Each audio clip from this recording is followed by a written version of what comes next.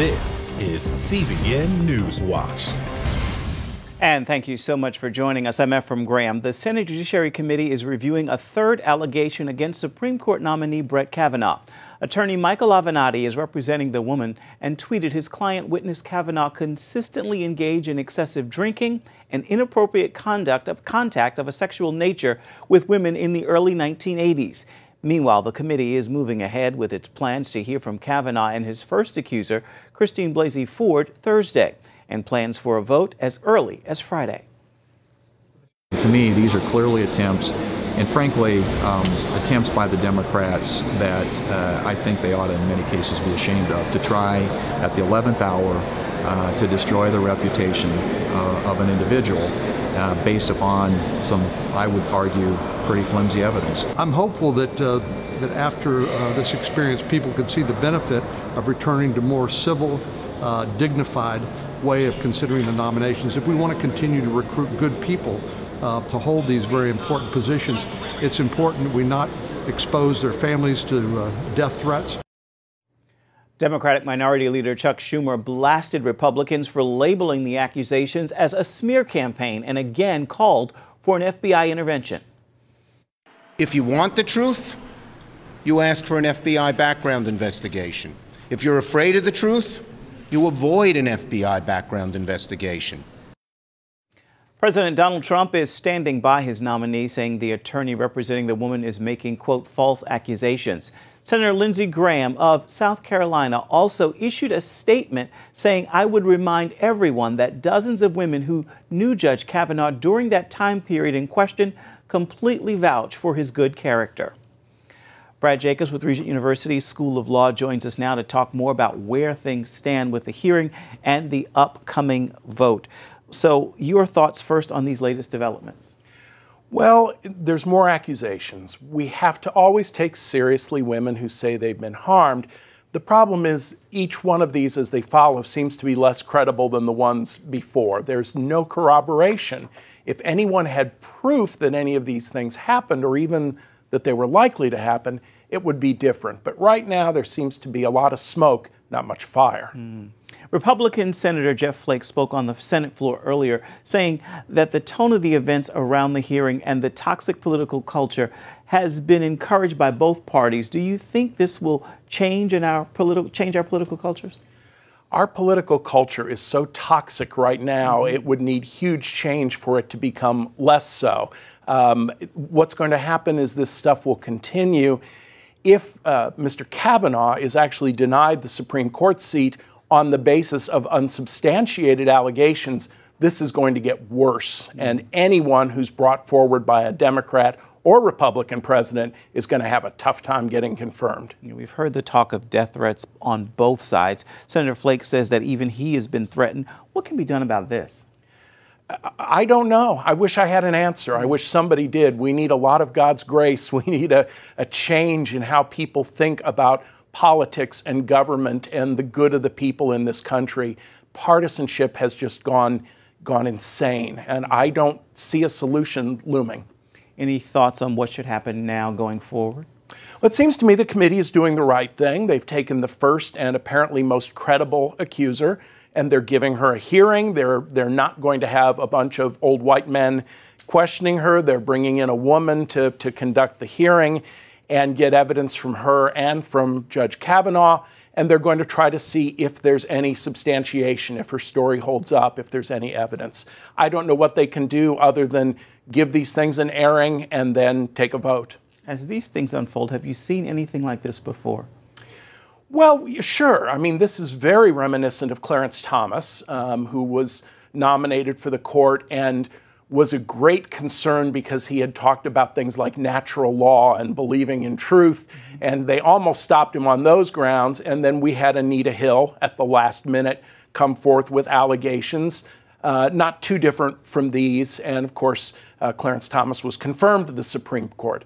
There have been other ugly hearings, Robert Bork, people who've been trashed in the confirmation hearings. But this seems to be taking it to a new level. Yeah, Senator Flake expressed doubt that there will actually be a vote on Friday. What do you think? I'm not a prophet or a son of a prophet, so we'll have to wait and see what the committee does. As we approach this, the hours ticking away, what can we expect to happen and unfold tomorrow? Any idea? Well, I think they're going to challenge Dr. Ford carefully to see if her story holds up. I think they're going to question Judge Kavanaugh intently. I think at the bottom line, there's going to be no real evidence to support that anything happened. And of course, no real way for him to prove that nothing happened. So I think the committee at the end is going to be left with unsubstantiated allegations unless there's something out there that we don't know about. And I have a hunch that will lead to his confirmation. So you do think he will be confirmed? That's my best guess at this point, unless something comes up that hasn't hit the news yet. All right, Brad Jacobs with Reed University's Law School. Thank you so much for your time. President Donald Trump and Israeli Prime Minister met for the first time since the U.S. Embassy moved to Jerusalem. They are both in New York for the United Nations General Assembly. Netanyahu thanked President Trump for his support of Israel's right to defend itself in a dangerous part of the world. I think, and I say this objectively, that the American-Israeli alliance has never been stronger. It's stronger than ever before under your leadership. And I look forward to working with you and your team to advance our common interests, security, prosperity, and peace with Israel's neighbors and for the region. And we can do it.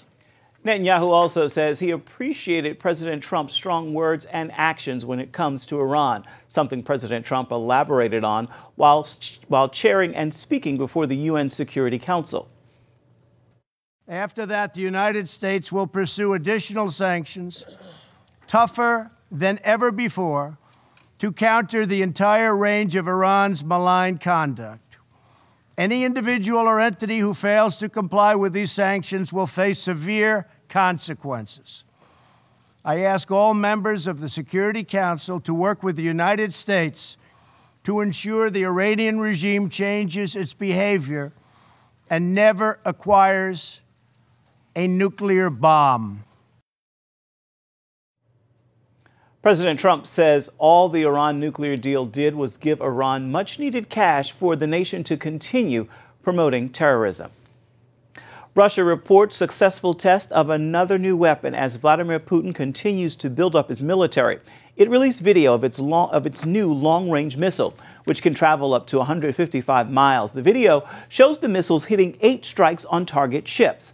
The missile can be fired from land or air, and it's built to destroy ships up to 5,000 tons. The missile can be fired from the surface or from Russia's planes. More than 300 pastors in China are taking a bold stand for their faith in Jesus Christ. They've all signed a statement called A Declaration of the Christian Faith. The statement comes after government's regulations on religious affairs went into effect earlier this year. Now, that has encouraged government departments in charge of religion to clamp down on Christianity and on other faiths.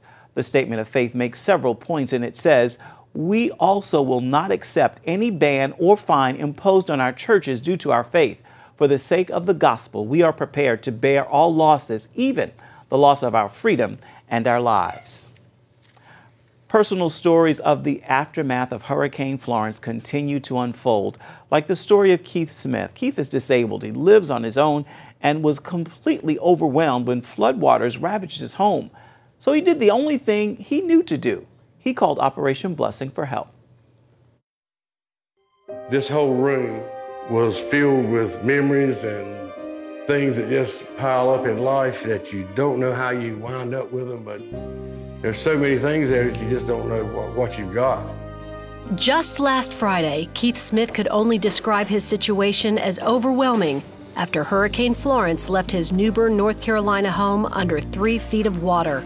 His cleanup dilemma was especially complicated because Keith is disabled after a car accident left him with limited mobility. Not be able to take a step in the right direction for fear that it just won't be enough to make a dent in the problem. That I knew I would just be wasting my time, just one person there trying to fulfill the need. I didn't know how I was going to get this accomplished. But Keith's solution was just a phone call away. I called Operation Blessing and I asked for help, and the good Lord provided. People that have showed up here have become lifelong friends. They're giving unselfishly, and that's so important to me. James Bauckham was one of the Operation Blessing volunteers that sprang into action for Keith. It was a lot of stuff in here, so I mean, don't underestimate what you see now. You just see the results of some good, hard cleaning right now. James and the OB volunteers from Without Limits Church spent the weekend gutting Keith's home, getting it ready for refurbishing. Volunteering in a situation like this is a good thing for the spirit, the soul, and it's just it's giving back to the community that you live in. The team made sure to take time out to pray for Keith. We prayed, and we've had fellowship all day long here together, and laughed together, and just they've lifted my spirits up. Keith is forever grateful to the Operation Blessing team that brought in a lot of calm in the midst of a storm. These right here are tears of joy because I'm so relieved. My soul is in a better place today than it was yesterday, and I am so grateful to the help that you guys have given me. I can never express enough gratitude.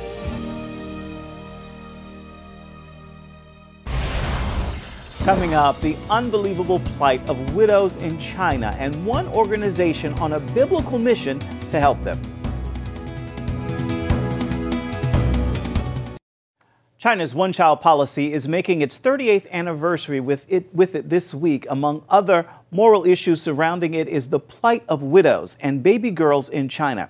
Here with more on efforts to help them is Reggie Littlejohn with Women's Rights Without Frontiers. Reggie, thank you so much for joining us. First of all, tell us how China's one-child policy results in tremendous victimization of widows. Oh, well, what happened basically is that there was a population explosion under the Mao era. Then after that, they went down to one child. It was 6 children per woman, then went down to one child. So they've got this enormous elderly population that is heading towards retirement without the young population to support it. And widows are particularly vulnerable because they have spent their lives raising children, whereas widowers have, many of them have the ability to work. They have no ability to work. So approximately 71% of widows in the countryside are dependent on family members to support them, but a lot of them don't have family members to support them because of the one-child policy. So they are destitute and committing suicide. China has the highest female suicide rate of any country in the world, and there is a tremendous spike in senior suicide because of the desperate economic circumstances and also abandonment by family members that seniors in China are suffering because of the one-child policy. Heartbreaking. What is Women's Rights Without Frontiers doing to help them? Well, we are absolutely unique. We are the only organization in the world that has a network on the ground inside of China that is saving baby girls from sex-selective abortion, and we've saved hundreds of baby girls. And that same network has found these desperate widows. And what we do is we go to their door and we say, we're here to help you. And so what we give them a monthly stipend. And for some of them, it makes the difference between eating and not eating. So, for example, there's one widow, Mrs. Lee, whose husband died decades ago. Her family is not caring for her, and some days she only had money. She had no money, so she couldn't eat anything except salt. She had bought herself a rope to hang herself with when life got too tough. And we came to her door and we're giving her the Chinese equivalent of about $20 a month, which makes the difference between her eating and her not eating. And these widows are incredibly grateful that even though their own family has abandoned them, that there are people from the other side of the world that are willing to come to them with desperately needed help. Tell us about the efforts of your group to help save baby girls in China. Well, one of the things that is one of the unintended consequences of the one-child policy is that because of son preference, people were and continue to selectively abort baby girls. Even under the two-child policy, second daughters are still very vulnerable because even if they have the first baby that's a girl, they'll let her live, but then they're saving that second child slot for a boy. And girls continue to be selectively aborted and abandoned. And our network will go to the door of a woman that we find out is being pressured by her husband and her in-laws to abort or abandon her baby because she's a girl. And we will say, congratulations on your daughter. Girls are as good as boys. and we will give you a monthly stipend for a year to empower you to keep those daughters. And that enables her to go to her mother-in-law and her husband and say, I can't abort, I can't abandon these babies, these baby girls. They're lucky girls. Look, they're already bringing into the family money. And so we are able to use the culture around luck to counteract the culture around son preference. And we've saved hundreds of baby girls in this way. China is facing a lot of problems due to this policy. Do you see the government changing it? Oh, it is changing it. China's moved from a one-child policy to a two-child policy, although forced abortion still exists under the two-child policy because it remains illegal to have a baby if you're not pregnant, or if you're not married, excuse me. And it remains illegal to have a third child. But they are desperate for people to start having babies, and because they know that they are facing this demographic disaster, because right now, 241 million people are elderly in China. That's 17.5% of the population. By the year 2050, that number is going to double to 500 million, almost half a billion people, which is 35% of their entire population. So they don't know what they're going to do about this. They don't have Social Security. And I really fear for these seniors. And that's why we have been reaching out so strongly to these elderly widows to keep them from falling through the cracks and killing themselves. We applaud your work when we're praying as well. Thank you so much, Reggie Littlejohn. We appreciate you. Thank you very much. And still ahead, navigating everything out there about gender identity and a biblical approach where Christians can help.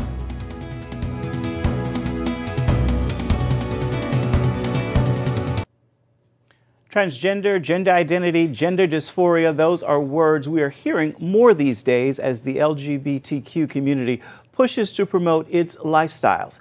Pastor Richard Ellis of Reunion Church in Dallas is here with us now to discuss several issues in the headlines surrounding gender identities these days. So, Pastor, you say you have seen many of your church members struggling with gender identity.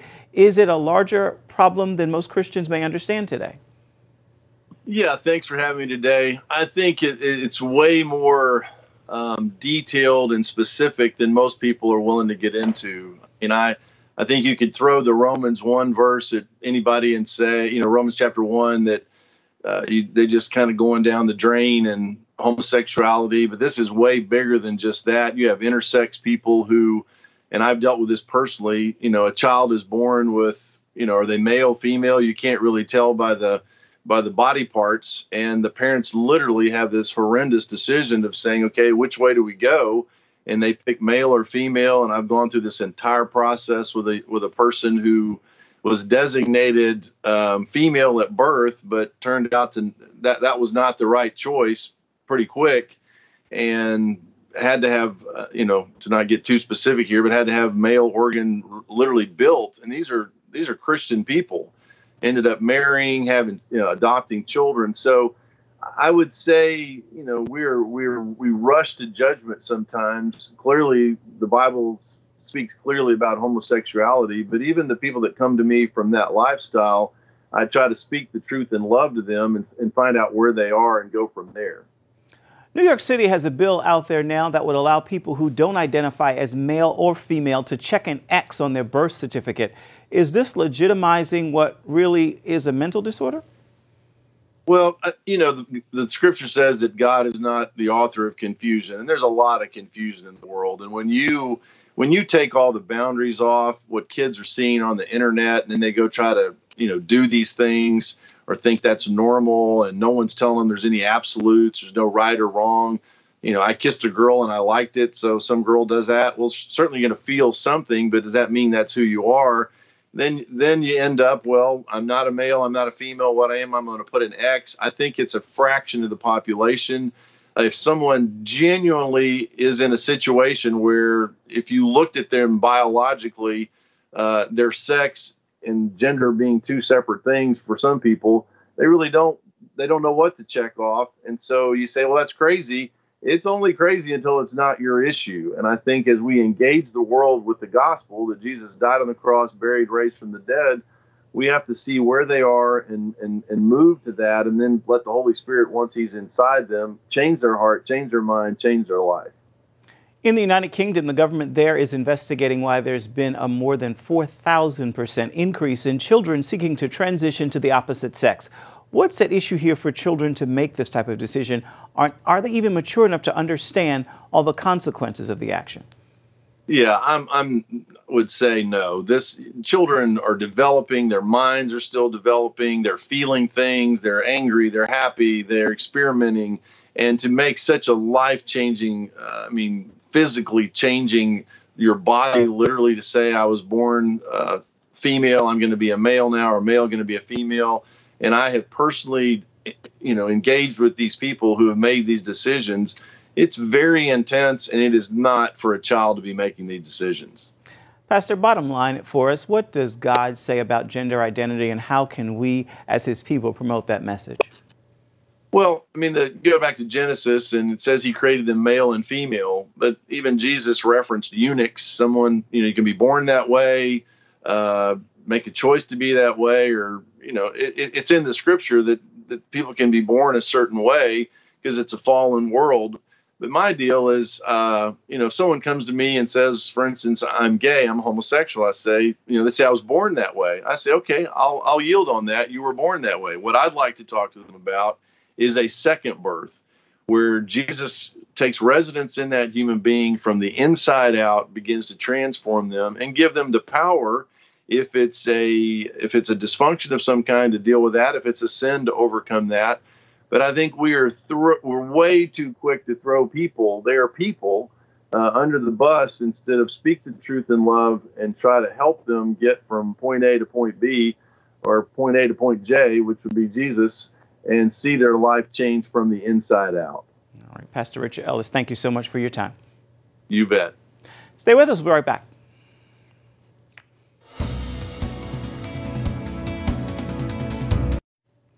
President Trump wasn't the only one taking center stage at the United Nations today. First Lady Melania Trump spoke at the U.S. mission to the UN. She said USAID's motto is, "From the American people. I am so proud of the work this administration is doing through USAID and others." And of course, you can find more of our exclusive coverage of the issues you care most about always at cbnnews.com. We'd love to know what you think about the stories you've seen here today. You can do that by emailing newswatch@cbn.com. And of course, you can always reach out and touch us on Facebook, Twitter, and Instagram. Certainly hope you'll join us again right here next time. Bye-bye, everybody.